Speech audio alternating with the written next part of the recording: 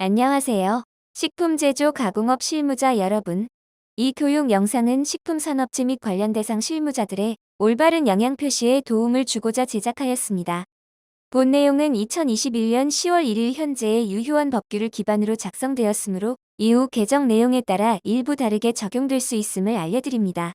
식품 제조 가공업의 경우 영양 성분 표시 대상 품목에 해당 시 표시사항과 영양 표시를 해야 합니다. 단, 온라인 등의 판매를 통해서 우편 또는 택배 등의 방법으로 최종 소비자에게 배달하는 식품의 경우 식품 제조 가공업과 동일한 기준으로 표시사항은 작성을 해야 합니다. 영양 표시는 다음의 단계를 통해 작성해야 합니다. 1단계, 제품의 영양 성분 표시 대상 여부를 확인합니다. 의무 표시 대상 식품인지 영양 표시 예외 규정은 없는지 확인합니다. 2단계, 표시할 영양 성분을 결정합니다. 3단계, 영양 성분 함량을 구합니다. 이때 영양 성분 분석 방법을 결정하고 영양 성분 함량 산출 근거 자료를 확보해야 합니다. 4단계, 포장 형태와 섭취 방법 등을 고려하여 영양 성분의 표시 단위를 결정합니다. 5단계, 표시 단위에 따른 영양 성분 함량을 산출합니다. 이때 영양 성분별 단위를 확인하고 실제값, 표시 또는 단위값 처리 방법을 고려해야 합니다. 6단계, 영양 성분별 기준치 값을 확인하고 일일 영양 성분 기준치에 대한 비율을 산출합니다. 7단계, 영양정보 표시 도안을 결정합니다. 8단계, 영양정보 표시 도안에 맞춰 표시값을 적용합니다. 9단계, 영양성분 강조 표시를 할 것인지를 결정합니다. 마지막으로 오류사항은 없는지 최종 검토를 합니다. 이제 단계별로 자세히 알아보겠습니다. 기존의 과자, 캔디류 등 115개의 품목에서 떡류, 김치류 등 176개의 품목으로 의무 표시 대상이 확대되었으며 이는 2022년 1월 1일부터 2026년도까지 단계적으로 시행됩니다. 의무 표시 대상이 확대되는 만큼 확대 품목 여부를 잘 확인하고 미리 영양 표시 사항에 대해 인지하고 준비하셔야 합니다. 그럼 영양 표시 대상에서 제외되는 식품은 어떤 식품이 있을까요? 보기에 가에서 막가지의 식품은 영양 표시 대상에서 제외되는 식품들입니다. 해당 식품이 영양 표시 대상임을 확인했다면 의무적으로 표시해야 할 9가지 영양 성분과 함께 추가로 표시할 영양 성분을 확인합니다. 영양 성분을 표시할 때는 해당 영양 성분의 명칭, 영양 성분의 함량, 일일 영양 성분 기준치에 대한 비율을 표시해야 합니다. 단, 열량과 트랜스 지방은 일일 영양 성분 기준치에 대한 비율을 표시하지 않습니다. 표시할 영양 성분을 결정했다면 영양 성분의 함량을 구합니다. 함량을 구하는 방법은 별도로 규정하고 있진 않지만 영양 성분의 표시값과 실제 측정값 사이에 허용 오차를 규정하고 있으니 유의해야 합니다.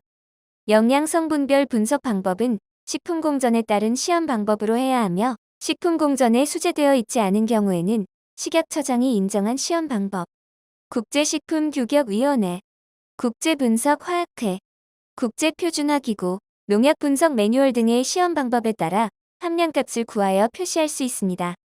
영양 성분의 함량을 구한 다음에는 제품의 총 중량이나 포장 형태, 섭취 방법 등을 고려하여 표시 단위를 결정합니다. 표시 단위의 방법으로는 보이시는 파란색 테두리 안에 박스와 같이 총 내용량당 100g 당, 단위 내용량 당, 1회 섭취 참고량 당으로 표시가 가능하며 총 내용량 당으로 표시할 경우 보이는 그림과 같이 제품의 전체 내용량을 기준으로 총 내용량당 영양 성분 함량을 표시할 수 있습니다. 100g 당 혹은 100ml 당의 표시의 경우 총 내용량이 100g을 초과하고 1회 섭취 참고량의 3배를 초과하는 경우 100g 당으로 표시할 수 있습니다. 제품이 개 또는 조각 등으로 나눌 수 있는 단위 제품인 경우 단위 내용량당 영양 성분 함량을 표시할 수 있습니다.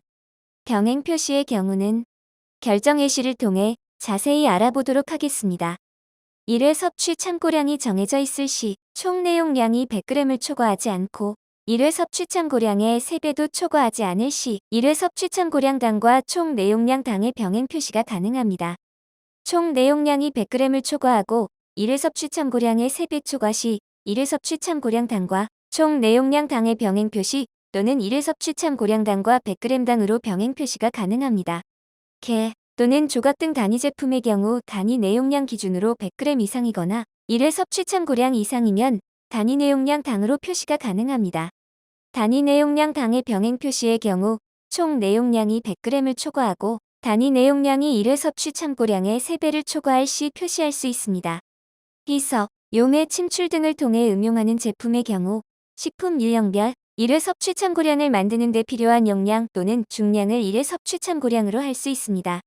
표시 단위를 결정했다면 표시 단위에 따른 영양성분 함량을 산출합니다.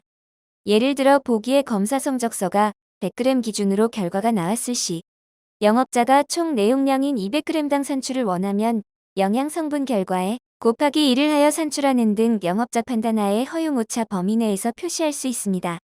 열량은 영양성분의 표시 함량을 사용하여 산출합니다. 열량 계산법 예시안에 오른쪽 하늘색 표에 영양성분별 1g당 열량을 확인하고 가운데의 열량 계산식과 같이 풀어보면 열량은 총 271kcal가 나옵니다. 이때 열량은 그 값 그대로 표시하거나 5kcal 단위로 표시가 가능하므로 영양정보의 열량은 270kcal로 표시할 수 있습니다. 영양성분 함량을 산출했다면 일일 영양성분 기준치에 대한 비율을 계산합니다. 각 영양성분의 일일 영양성분 기준치는 보기의 표와 같습니다. 예시를 들어볼게요. 탄수화물 기준치를 보시면 일일 영양성분 기준치가 324g입니다. 탄수화물을 200g당 산출할 시 총 함량은 160g입니다. 탄수화물 기준치 대비 100분율로 계산하면 49.483%가 됩니다. 이때 일일 영양성분 기준치는 소수점 첫째 자리에서 반올림하여 정수로 표기해야 하므로 49%가 됩니다. 트랜스 지방의 경우 일일 영양성분 기준치를 정해두고 있지 않으므로 비율을 표기하지 않습니다. 일시정지를 하시고 오른쪽 표의 일일 영양성분 기준치를 보면서 일일 영양성분 기준치에 대한 비율을 산출해 보시기 바랍니다.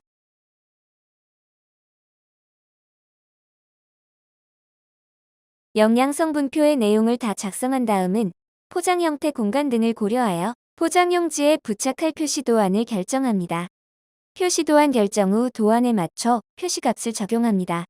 이때 표시 순서, 글씨 크기를 확인합니다. 나트륨의 경우 그 값을 그대로 표시하거나 120mg 초과 시 그 값에 가장 가까운 10mg 단위로 표시할 수 있습니다. 지방의 경우 포화지방과 트랜스 지방을 구분하여 표시해야 하며 5g 초과 시 그 값에서 가장 가까운 1g 단위로 표시하고 5g 이하 시 그 값에서 가장 가까운 0.1g 단위로 표시합니다. 영양성분별 단위 및 세부 표시 방법은 보기를 참고하여 주시기 바랍니다. 영양성분 중 강조 표시를 하고자 한다면 강조할 영양성분과 세부 기준 적합 여부를 확인합니다. 영양성분별 강조 표시 세부 기준은 보기의 내용을 참고해 주시기 바랍니다. 마지막으로 디자인, 글씨 크기 등 규정과 다른 것은 없는지 확인합니다. 이상 식품 제조업 실무자를 위한 영양표시 작성 방법이었습니다. 감사합니다.